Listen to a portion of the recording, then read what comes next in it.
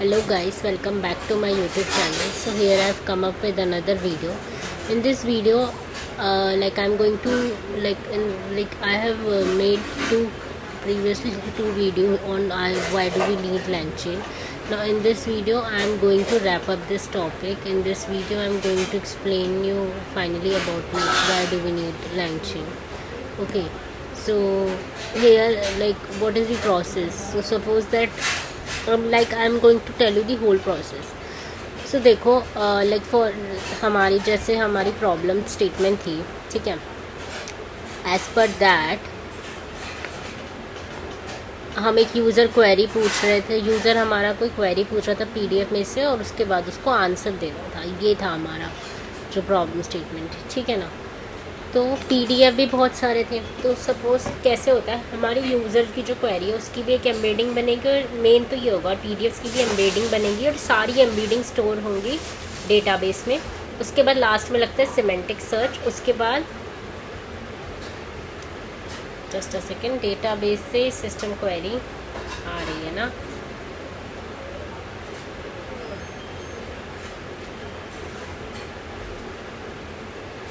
ठीक है.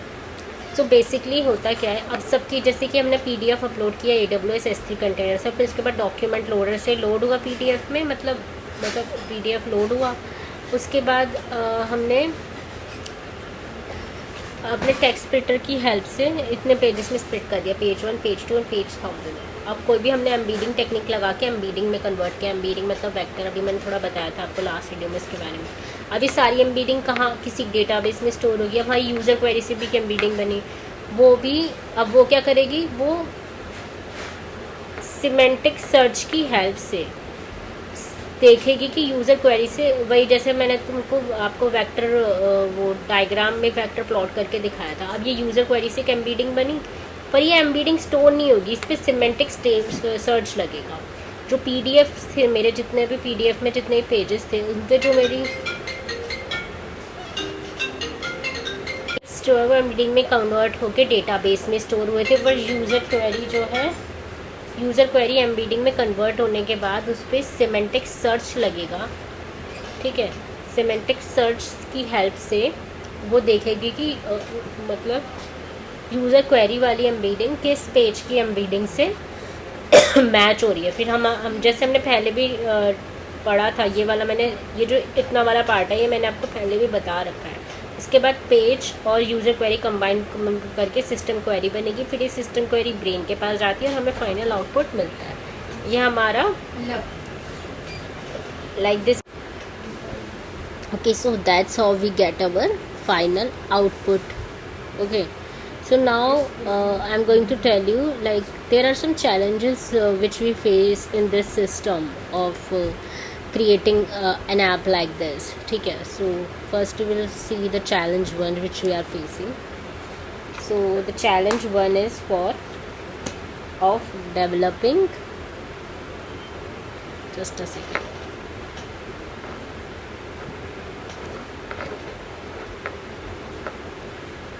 The challenge one which we face is to develop brain.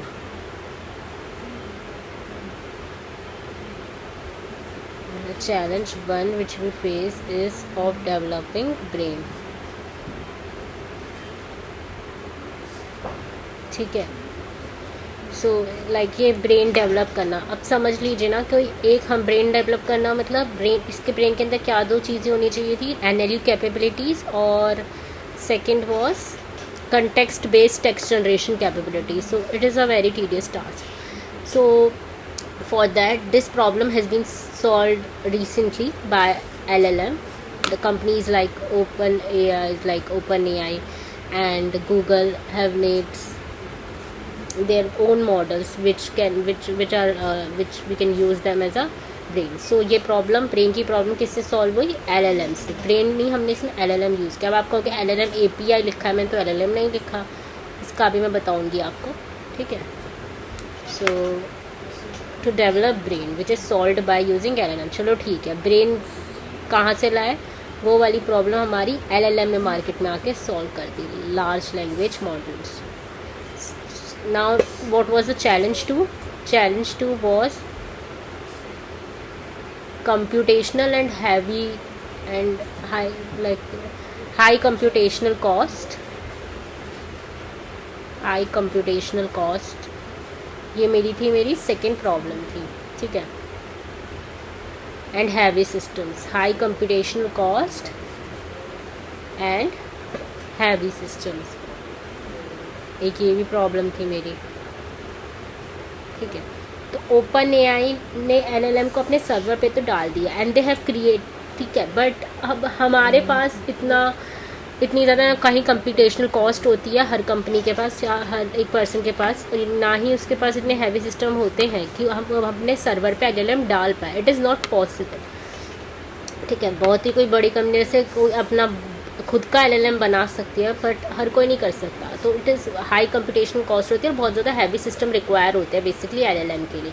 तो इस प्रॉब्लम को सॉल्व करने के लिए एपीआई क्रिएट की गई, तो इसलिए मैंने यहाँ पे एलएलएम एपीआई लिखा है.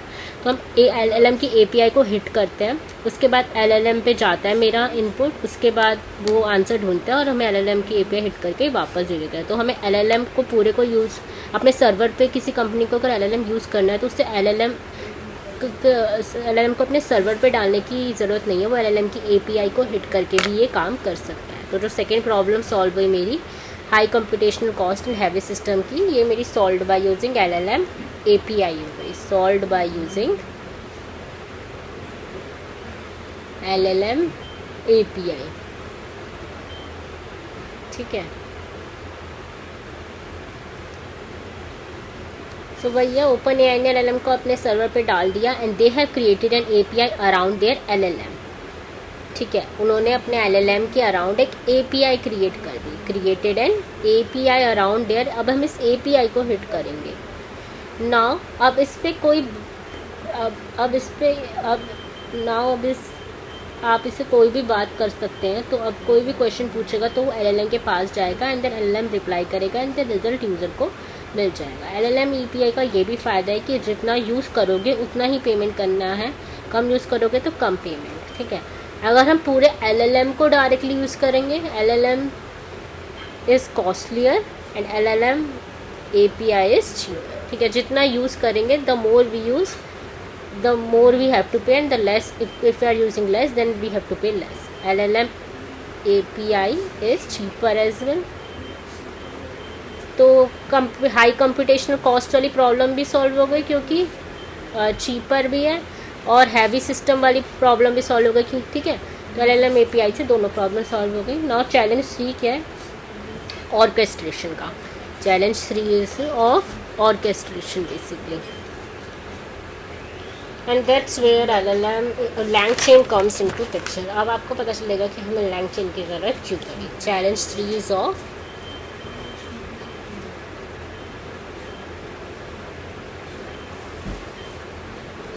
Orchestration.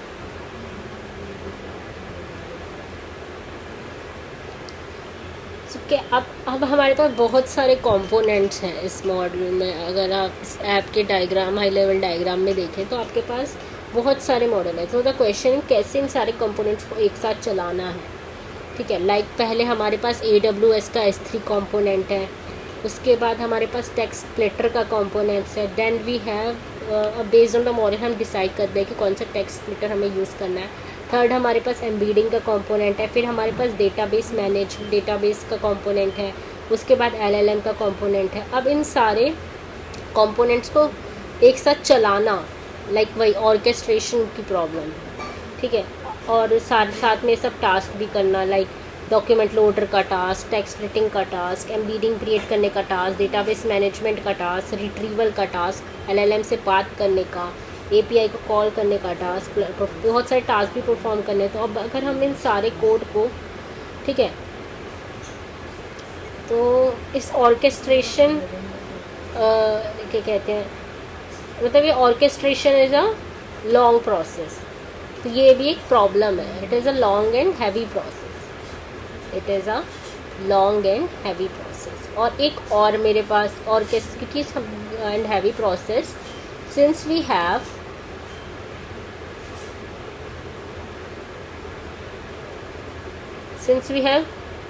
too many components and tasks to perform. Since we have too many components to use and too many tasks to perform, since we have too many components to use, too many components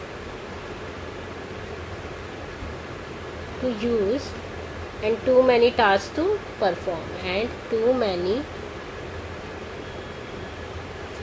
tasks to perform. Okay,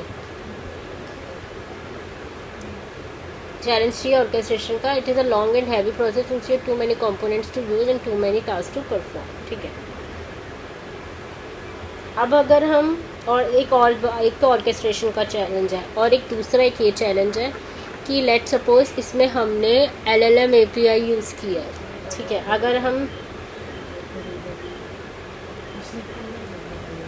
अगर let suppose मान लो, अब अगर हमने इस सारे code को, ये जितना भी ऑर्केस्ट्रेशन का लॉन्ग प्रोसेस और बहुत सारे टास्क है अभी मैंने आपको बताया, अब अगर हमने इस सारे कोड को अपने हाथ से लिखा है, लेट से कि हमने ओपन API यूज़ किया, इंटरेक्ट किया कोड को, ओपन AI से इंटरेक्ट किया कोड को, ओपन AI से इंटरेक्ट करने का कोड लिख दिया, और अब मान लो ये ओपन AI की कॉस्ट, ओपन AI की कॉस्ट बहुत ज़्यादा हैवी हो गई, तो अब हमें गूगल जेमिनाई से इंटरेक्ट करने, अब हम नेक्स्ट हम लोग चाह रहे कि हम गूगल जेमिनाई से इंटरेक्ट करें ओपन API की जगह. ठीक है, तो उस केस में हमें पूरा का पूरा कोड भी बदलना पड़ेगा. सिमिलरली फॉर एग्जांपल मान लो हम AWS S3 कंटेनर की जगह अपने डॉक्यूमेंट GCP पे लोड करना चाहते हैं, और we want to use a different embedding technique, तब भी हमें पूरा कोड चेंज करना पड़ेगा. सो ये सब बहुत ही चैलेंजिंग टास्क है, एंड इन सब चीज़ों को हाथ से कोड कर पाना बहुत मुश्किल है, and that's where LangChain comes into picture. ठीक है, तो LangChain किसकी प्रॉब्लम सॉल्व करता है? सो बेसिकली ब्रेन वाली प्रॉब्लम हमारी LLM ने सॉल्व कर दी. High computational cost and resources server पे डालने वाली प्रॉब्लम जो है, हैवी सिस्टम पे लोड करने वाली प्रॉब्लम LLM की API ने यूज़ कर दी, और ऑर्केस्ट्रेशन की प्रॉब्लम. ठीक है, as well as the issue of changing the model और एम्बेडिंग और क्लाउड. ठीक है, as well as the issue of writing the long code. Basically I can say that it is being solved by LLM. So एक तो orchestration का issue हो गया, and the issue of writing, and the challenge 4 बोल सकती हूँ मैं. Challenge 3 और चैलेंज 4 दो है मेरे, दोनों के दोनों LangChain ने सॉल्व किए हैं. The issue of writing,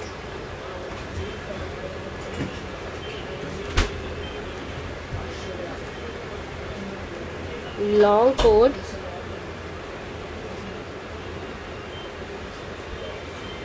again and again,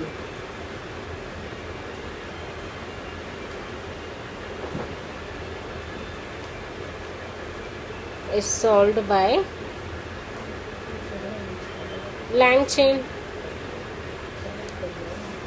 अब हमें क्यों बार बार लॉन्ग कोड रखना पड़ता है? For example we want to change,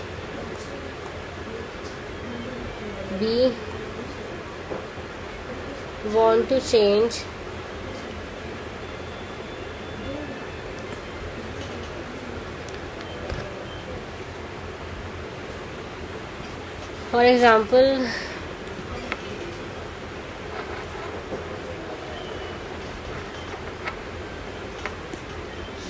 we have written the code,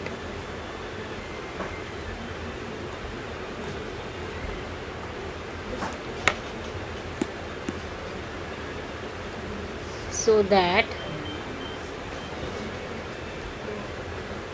we can interact with OpenAI, but now we want to use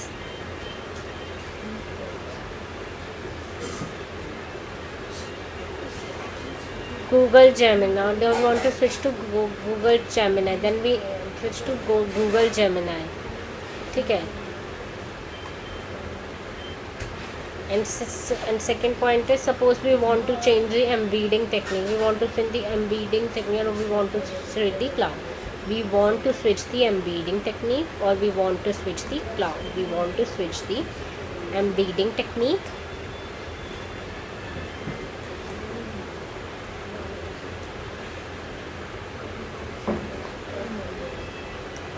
And next is we want to switch the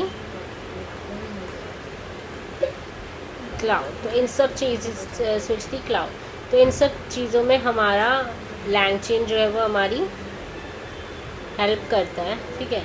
so LangChain basically हमें built in functionalities देता है जिसकी वजह से हम इन सब चीज़ों को अच्छे से प्लग इन कर पाते हैं.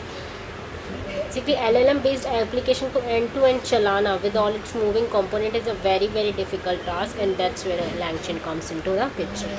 I hope that I have answered to your question that why do we need LangChain now. In next video we are going to see some important components of LangChain and some benefits of LangChain. Until then, goodbye. Please do hit the like button. Please share the video as much as possible. Please do subscribe to my channel. Thanks.